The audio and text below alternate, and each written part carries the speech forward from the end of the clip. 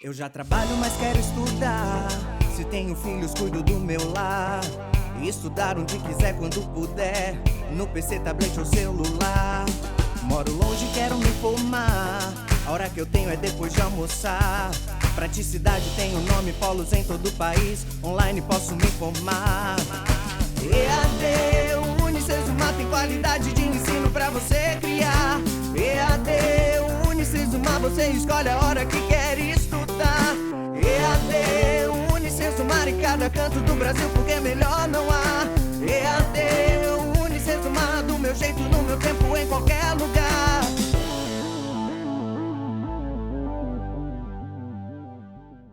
Tudo bem com vocês? Então, hoje nós vamos para a nossa aula de número 2, né? Onde nós vamos estar falando sobre as funções de financiamento, né? E as possibilidades que nós temos dentro da administração financeira. Como vocês podem ter percebido, na nossa primeira aula, nós falamos um pouco da função financeira e do quanto importante é saber a melhor forma de captar e alocar o recurso, certo? Então, professora, quer dizer que eu tenho que ter o meu dinheiro sempre através do meu dinheiro que eu devo investir só quando eu tenho dinheiro? Não, né? Nós vamos ter investidores, então, que vão efetuar investimentos buscando fontes de financiamento. E nós vamos poder perceber também que nós temos fontes de financiamento que têm um percentual de juro e que têm possibilidades muito atrativas para a área das finanças, certo? Então, na aula de hoje, nós vamos ter uma participação especial, que nós vamos estar contando com o professor Eduardo Toledo Martins, que vai estar falando um pouco também da sua experiência e das questões de financiamento.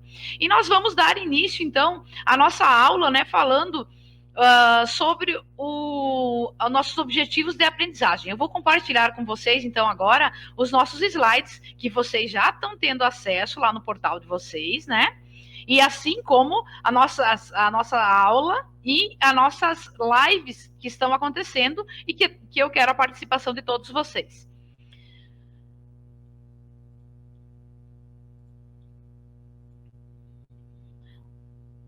Então, nós vamos ter lá, dentro da nossa disciplina, cálculos financeiros das atividades de financiamento. O valor que um produtor renuncia ao tomar uma decisão é conhecido como custo de oportunidade. Então, nós sabemos, né, que o custo de oportunidade, ele tem uma relação direta com o percentual que se espera de retorno, né, ou oportunidade que se tem dentro de um negócio.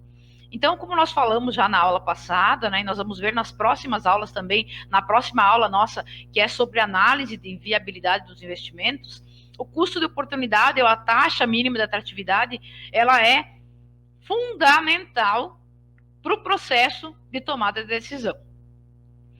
Dentro do objetivo de aprendizagem, então, nós vamos ter entender o funcionamento do sistema financeiro nacional, definir as principais linhas de crédito disponíveis ao setor produtivo, então, compreender o custo do capital próprio e de terceiros, né, ou o custo de dívida, e calcular e analisar o custo médio ponderado das entidades.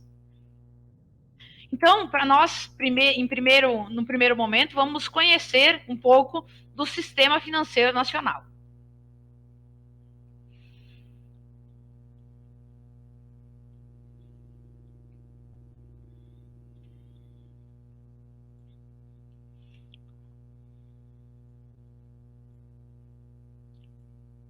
O sistema financeiro nacional aí, como nós podemos estar, vocês devem estar acompanhando aí na tela agora, ele tem um órgão máximo, que é o órgão regulador, certo? Que a gente chama de CMN, que é o Conselho Monetário Nacional.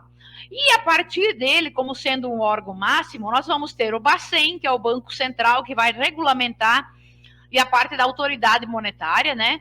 Nós vamos ter o Conselho a Comissão de Valores Mobiliários, que é a CVM, e essa Comissão de Valores Mobiliários são autoridades de apoio, e essas nós vamos ter uma participação um pouco especial na nossa última aula, que nós vamos estar falando sobre o mercado de capitais. Ela é uma comissão que há algum tempo atrás ela não existia dentro do contexto, mas que acabava que existiam fraudes, muitas fraudes nas empresas que entravam no mercado financeiro, né, e que entravam no mercado de capitais, no mercado de ações, ou as empresas que viravam empresas abertas. Então, criou-se a Comissão de Valores Mobiliários para poder regulamentar e fiscalizar esse tipo de ação. Nós temos o Previc, então, né, que é a Superintendência Nacional, né, a Previdência Complementar, e o SUSEP, então, que é a Superintendência de Seguros Privados. Dentro aqui, então, nós temos o Sistema Financeiro Nacional, e dentro do Sistema Financeiro Nacional, nós vamos ter as instituições financeiras bancárias, né, que são os chamados bancos comerciais, que são os bancos que nós conhecemos, né, e os bancos múltiplos de carteira comercial. E nós vamos ter, então, as instituições financeiras não bancárias, ou seja, bancos de investimento, bancos sem carteira comercial e demais instituições financeiras. Esta é a nossa composição do Sistema Financeiro Nacional. Todos esses órgãos aqui estão interligados e eles fazem o quê? A regulamentação e o acompanhamento das ações financeiras dentro do contexto do mercado econômico, certo? Nós vamos ter hoje, então, como eu falei para vocês, nós vamos receber um convidado especial, que é o professor Eduardo, né? E ele vai estar falando um pouco também conosco sobre essas questões, então, de financiamento. Para isso, então, eu vou convidar ele para que ele possa estar se apresentando, e aí eu vou dar continuidade, então, demonstrando para vocês aqui através da tela os nossos slides, e ele vai poder estar contribuindo, então, com as colocações a respeito dessa atividade de financiamento. Boa tarde, professor Eduardo, tudo bem? Boa tarde, professora Dayana, boa tarde a todos os alunos, né? Que bom poder estar aqui participando com vocês. Gostaria de agradecer, então, a professora Dayana por esse convite, né? E poder conversar um pouquinho com vocês sobre, então, esses incentivos, essas políticas de incentivos que nós temos para o ramo empresarial, né? Para as organizações, então, como um todo. A minha formação, então, é em administração, meu mestrado também é administração, com a minha linha de pesquisa de forma específica em empresas familiares, né? Sou paranaense, hoje resido no Rio Grande do Sul. E por um longo período, enquanto eu estive no Paraná, eu atuei principalmente, então, no processo e auxílio das empresas para captação de recursos para realizar os seus investimentos, né? Então, essa foi a minha maior base de atuação. E hoje, então, nós vamos falar um pouquinho sobre essas linhas de crédito, então, que vocês têm, né? E tem a possibilidade de estar acessando, principalmente para vocês que estão no curso de gestão comercial, né? Então, para que a gente possa dar uma olhadinha para ela e ver o que é que cabe mais ao setor. Um dos grandes acertos para você na busca de uma linha de crédito é você conseguir identificar qual que de fato vai ser interessante para ti, tá? As condições dela, e lembrando algo muito importante. Eu busco crédito quando eu estou com a minha saúde financeira boa, né? Acho que a professora Dayana deve ter trabalhado, senão na sequência ela vai estar trabalhando com vocês. Quando você vai buscar o crédito e a saúde financeira da tua empresa ela não está muito boa, o que acontece? O valor, o custo que vocês vão ter por captar esse dinheiro, ele vai ser maior, né? O tempo provavelmente seja menor e a quantidade de garantias exigidas também vão ser maiores. Ou seja, complica-se consideravelmente. Então, por isso, o que é muito importante? Quando você realiza o planejamento da tua empresa, né? E esse é algo que nós não podemos desconsiderar, né? Para a formação de vocês.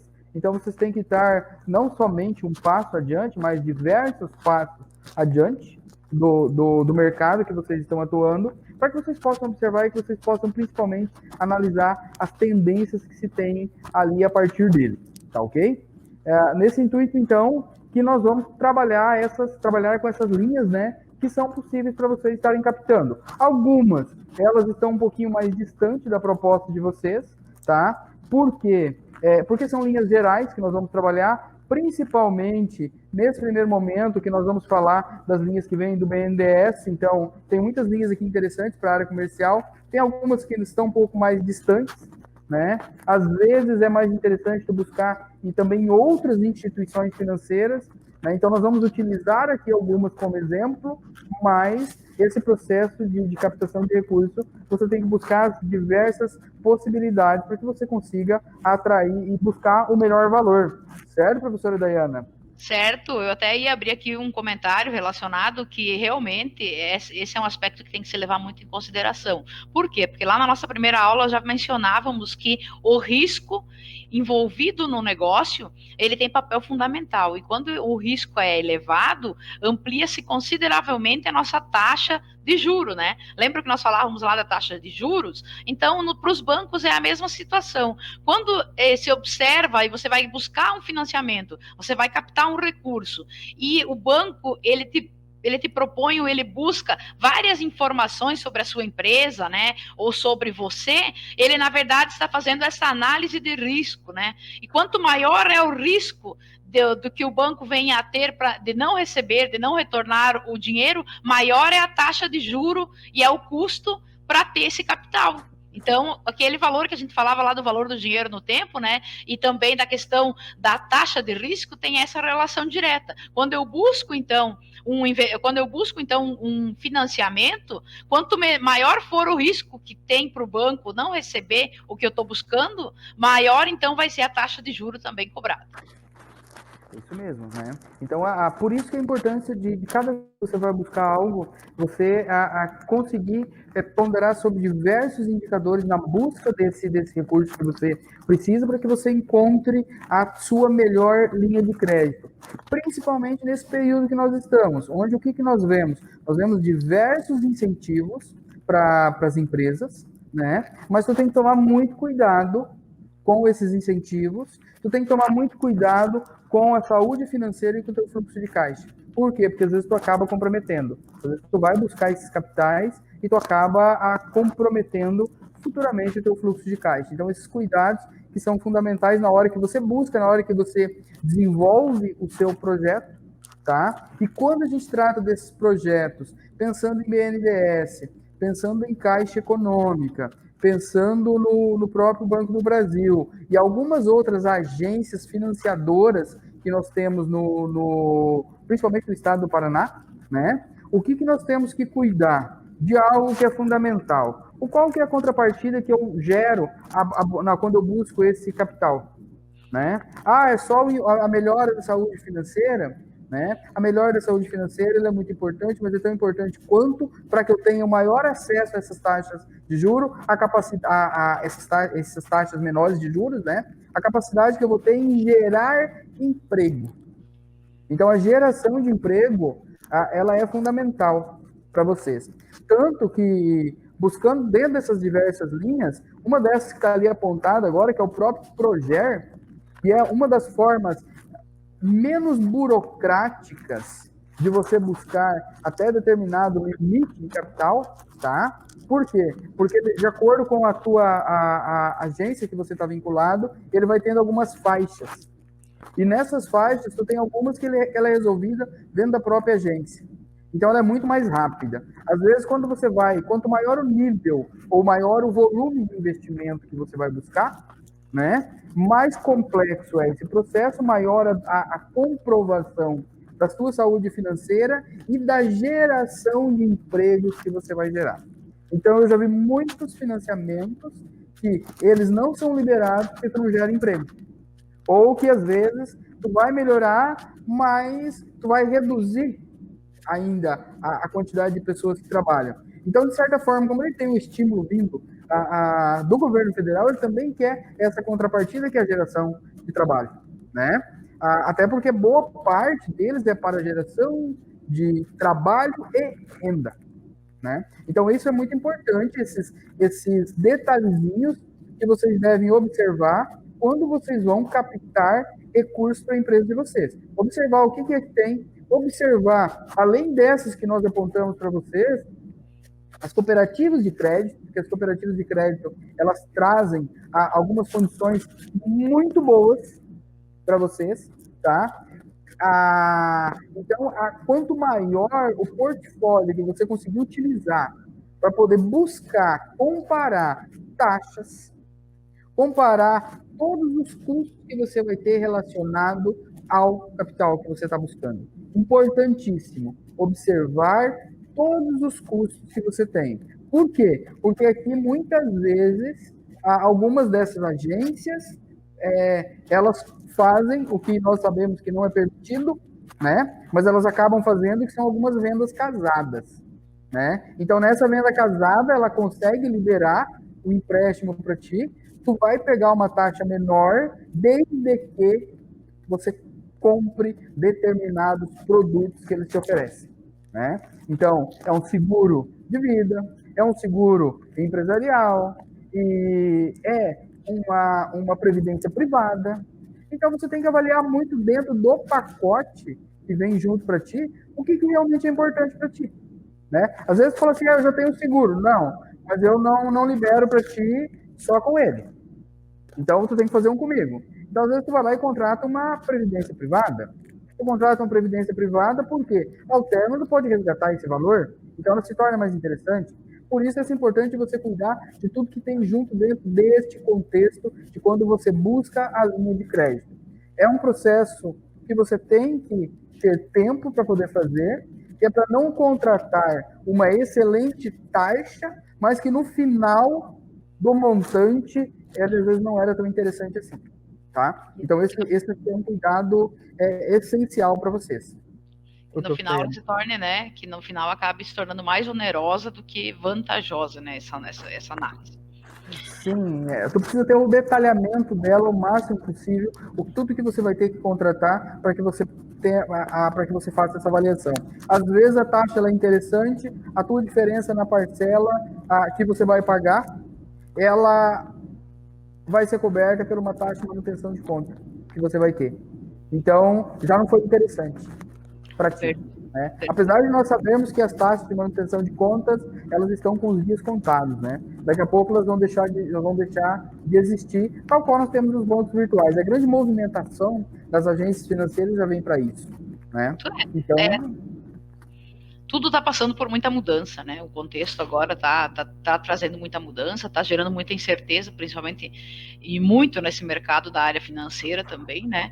Por isso a questão de muitas oportunidades, né? E de se avaliar muito o formato e o que se busca, né? Justamente porque vai ter muita oferta agora, está tendo muita oferta pelo período em que está acontecendo, mas para tomar esse cuidado também, né, professor Eduardo? Sim, tem que tomar esse cuidado. E outra coisa que eu deixei de mencionar antes, que eu gostaria que vocês também levassem em consideração, ao término das suas escolhas, eu faço o seguinte questionamento. E se eu quiser quitar o meu financiamento? Como que funciona os abatimentos? Né? Por que disso? Porque às vezes tu vai buscar um financiamento, tu vai pegar um período um pouco mais longo no primeiro momento, para não interferir tanto no teu fluxo de caixa, mas quando você vai fazer a quitação desse financiamento, às vezes o que tu pagou na taxa de juros na fase inicial era muito maior do que o capital.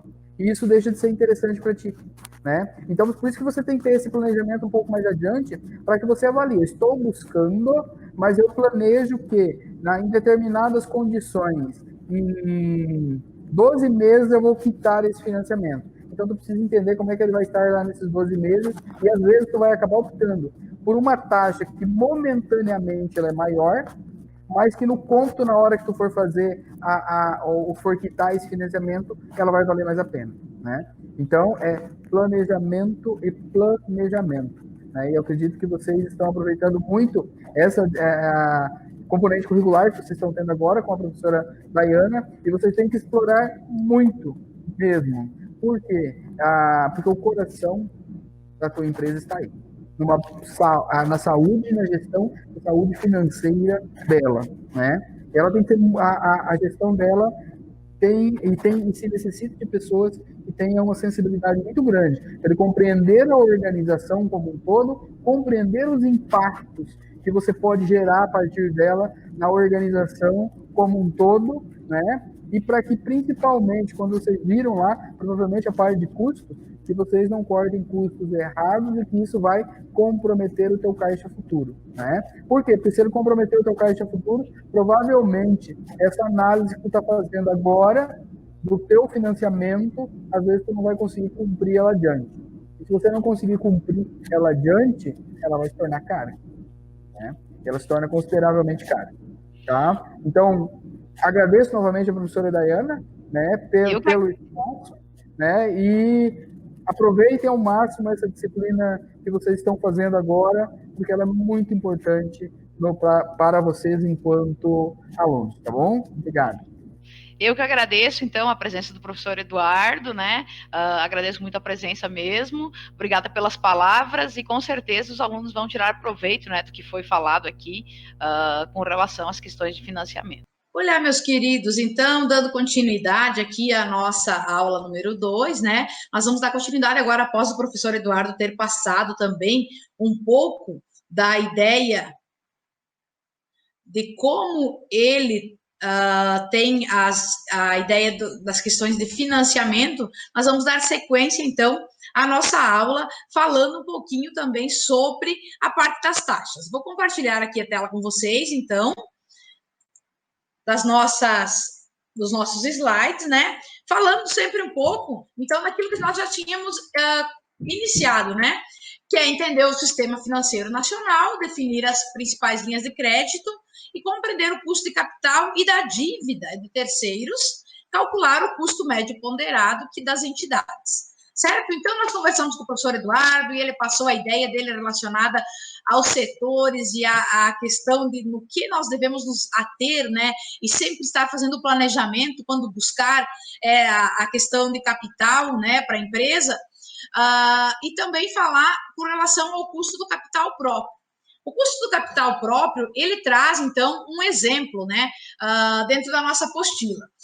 E nós utilizamos, então, o exemplo 1 da página 67, onde diz assim, ó, a empresa Água Benta apresenta um beta de 1,5. O que é o beta? É o coeficiente, né, de medida que avalia o risco, tá? Esse Bzinho aqui, o beta. Acima do risco sistemático de mercado.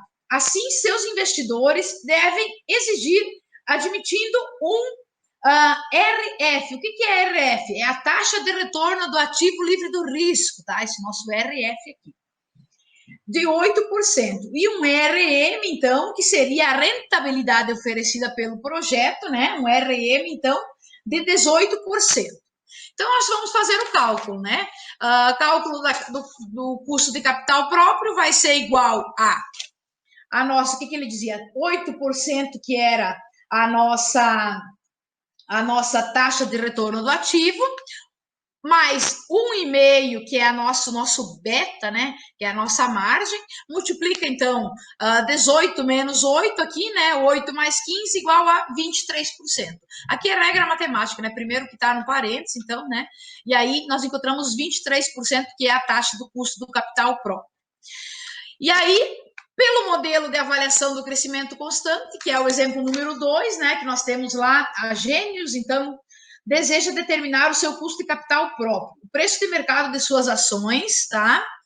A ordinária, o PO, né? Ordinária, então, o valor da ação ordinária é igual a 1.000. A empresa espera pagar um dividendo. O que é um dividendo? Nós vamos conversar um pouquinho também na aula 4 sobre isso. É um lucro sobre a ação, tá? A empresa, então, espera pagar um dividendo, né?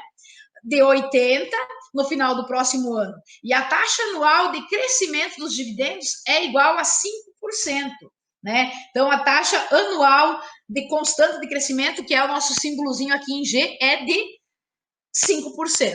Então, aqui a gente pode aplicar também a fórmula, né? 80, que é os nossos dividendos da empresa, né? R$1.000, que é o valor da nossa ação ordinária, mais 0,05, aqui foi transformado 5%, né, em valor nominal, foi transformado a taxa, né, em valor numérico, igual a 0,8 mais 0,05 igual a 0,13. Então, esses 13%, se multiplicar por 100, é o valor, então, do custo de capital próprio da empresa, aí, a empresa Gênios.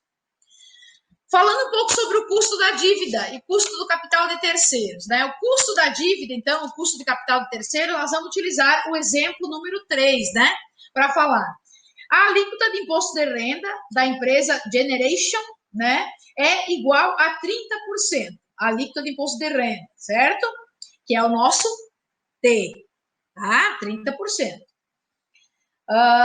Usando o custo de capital de terceiros de 8,5%, 8,5%, então, né, é o custo de capital de terceiros, antes do imposto de renda, calcule o custo do capital de terceiros após o imposto de renda. Então, nós tínhamos 8,5 aqui, né, que é o nosso KD, o K com o Dzinho, né, vezes 1 menos 0,3, né, que no caso é 30%. Então, o custo de capital de terceiros aqui para a empresa ficou em 5,95%. Tá? Assim, nós calculamos o custo da dívida. Das análises mais mencionadas é o custo médio ponderado de capital. O que é, professor, esse custo médio ponderado de capital? O CAMPS que fala, tá? Nós vamos utilizar aqui para calcular, então, o exemplo 4 da página 72 e 73. Ele leva em consideração, então, ações, né, como vocês podem estar observando aí, ações, valor proporcional de cada ação e a proporção que representa as ações ordinárias, as ações preferenciais e fontes de financiamento, ou seja, capital de terceiro, certo? Então, nós vamos ter ali como exemplo, ó, o valor ordinário, né? Ações com direito a voto, então 600 mil ações a R$1, 600 mil. Isso é uma proporção de 30%, né? O custo anual dessas ações é 25% ao ano, tá?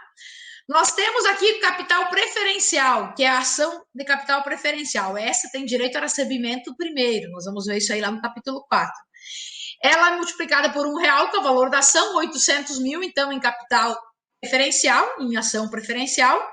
40%, então, é a proporção para a fonte. 22% ao ano representa o custo dessas ações.